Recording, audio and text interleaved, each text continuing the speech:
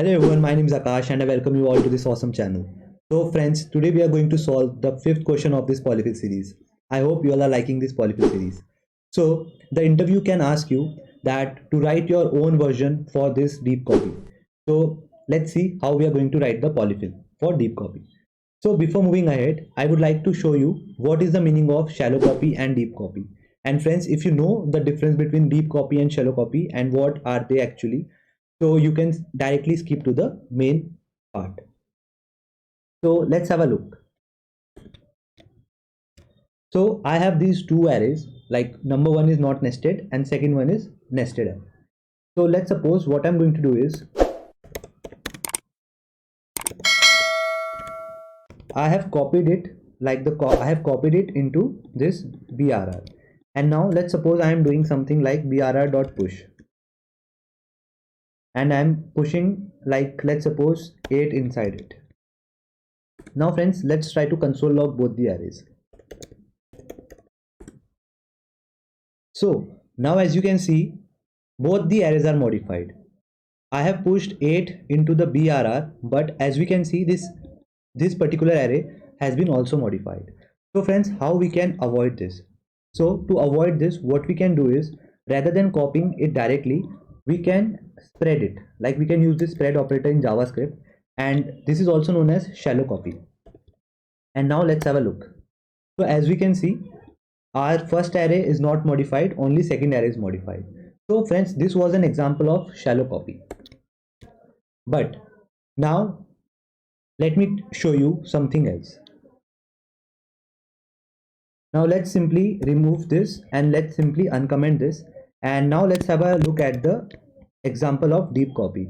Now what we are trying to do is, now let's see that let's suppose this is our array and we are copying it in some another array, and we are modifying it as usual, like we are pushing, let's suppose 9 in it, and let's see what we get this time. So friends, as we can see, both of these arrays are modified, but let's suppose this is the original source and we don't want to modify it, okay, and we simply want to modify the second array. So what we can do is, let's suppose we are using the spread operator that we use in shallow copy. So as we can see, this will, okay, cool. So this has worked over here because I have not tampered the nested portion. Okay, what if I am tampering the nested portion? Let's suppose this is BRR and BRR at 0, 1 and 2 at second index. Okay, at second index I am pushing 5, let's suppose.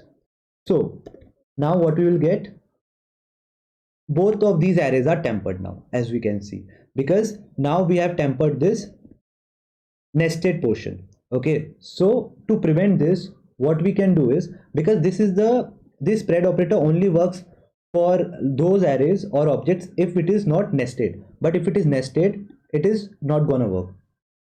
So for that we can use this method, json.parse and json.stringify, and we can pass this array inside this. And now as we can see, this is not tampered, and only the basically only the second array in which we have copied the actual array has been modified. So friends, now you can also use the Lodash deep copy functionality for this. But now let's suppose the interviewer asks you that you have to write your own implementation, that what is actually happening inside this deep copy implementation. So how can you do that?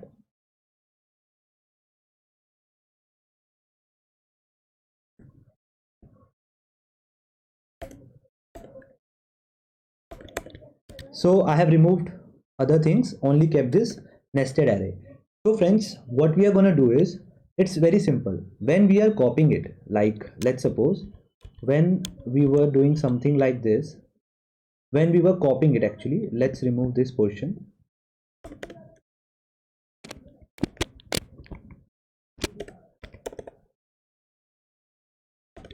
Okay, so what was happening actually, when we are copying this array into this array, the same reference is getting stored inside this. So basically the memory location is same. So what we can do, we can actually provide it a different reference over here. So when we are going to provide it a different reference, then automatically when we are going to change inside this, the changes will not reflect in actual array. So when we were doing it something like this, so the reference was getting changed, but for nested array this was not working. So what we can do is over here, we can simply try to write our own deep copy. So let's create a function first, function deep copy,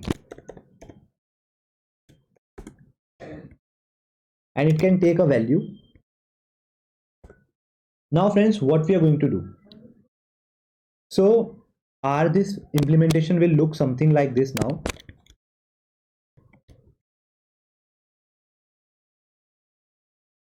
inside this we are going to check if this particular value is array or not. Array dot is array. If this value that we are getting over here, if it is array, then what we are going to return is, we are going to return a new reference for this particular array. And how we are going to return a new reference, basically that should be a new array. So for that we are going to run a loop over it, value.map, because as we all know, map returns us what? A new array.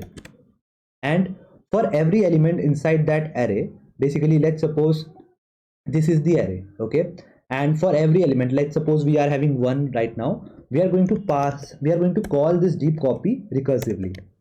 So why I have done that? Because if it is like simple 1, then we are going to simply print it. But if it is again another array, then it should be calling this same method for it recursively, because we are going to handle one base condition over here. Basically for non-primitives, what we are going to do is, if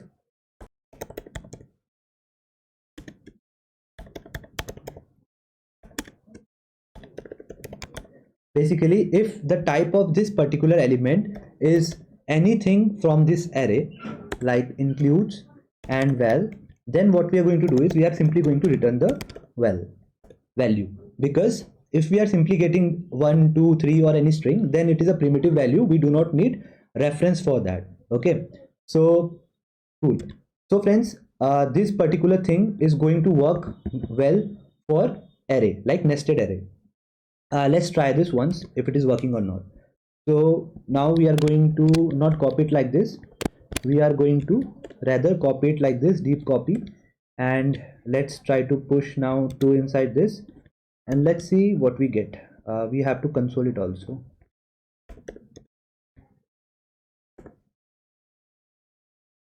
So friends, as we can see, we have got an error. Basically it's not an error, but our actual array is not modified, our BRR is only modified, but we are getting undefined over here. So let's see why we are getting this. So we are only checking over here that if that, okay, so friends, over here we are checking, we should check type of, not val value, because this is a value, and over here we are actually adding a type.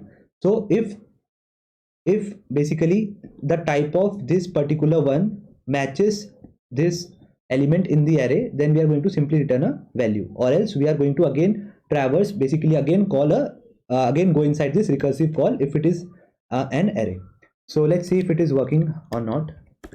Cool. So as we can see, this time it worked fine for array. But what if let's add one else over here, because let's suppose we have an object. So friends, let's suppose we have this object, and let's suppose we have another object, that is obj2, and we are like copying it something like this, and we are doing something like obj2 dot a1 dot b1 equals null. Cool. Now I hope this portion is clear to you all. So I'm going to take this, copy paste this, and I'm going to comment it, and let's have a look now over here. Obj and obj2.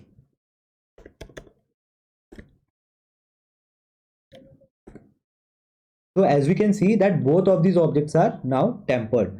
Why these are tempered? Because I have directly copied the reference. So let's see. Now we are going to modify it for object as well. So friends, if the type is like one of these, so we are going to simply return a value because it is a primitive value. But if it is array, then we are going to do this. But if it is a what? But if it is like object, because it can be a primitive or an array or can be an object. So let's handle the case for the object. Now what we are going to do is, now I am going to use something. First we are going to do something like object.keys. With the help of this, we are going to get the array of keys for this particular object.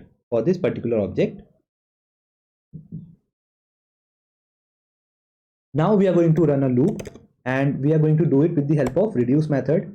And inside the reduce, we get the accumulator, and we also get the current, basically current item. Now what we are going to do is, now accumulator, okay, and the accumulator takes the initial value, as we all know.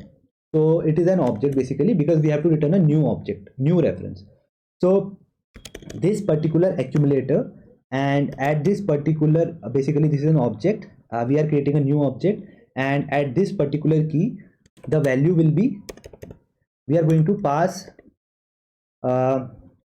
this object value at key, okay, because we are creating a new object. So at this particular new object and at this particular key, okay, what we are going to do is, we are going to put this object at keys value, okay, and this object at keys value is nothing but this particular object, but we are going to get a new reference with the help of this particular method that we are going to call recursively, okay.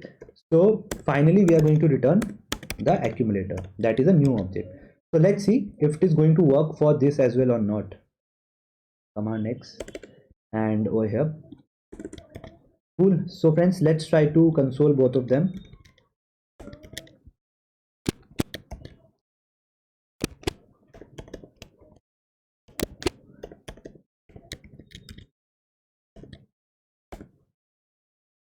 Okay, so friends, we are still getting error. Let's see why.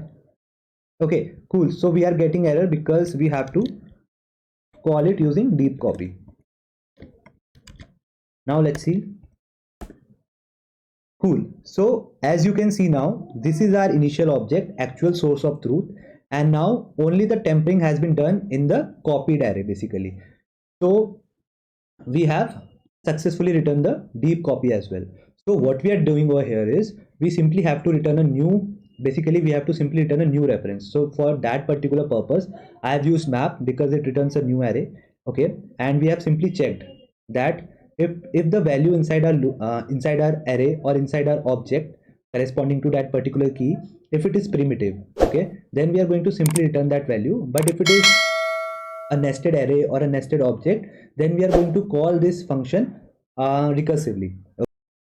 So friends, we have successfully written this deep copy polyfill, and if you are preparing for your next interview, so don't forget to miss this particular polyfill, friends, because this has been asked by many interviewers to me. So that's why I know it, because in many front-end interviews I have been asked this deep copy polyfill.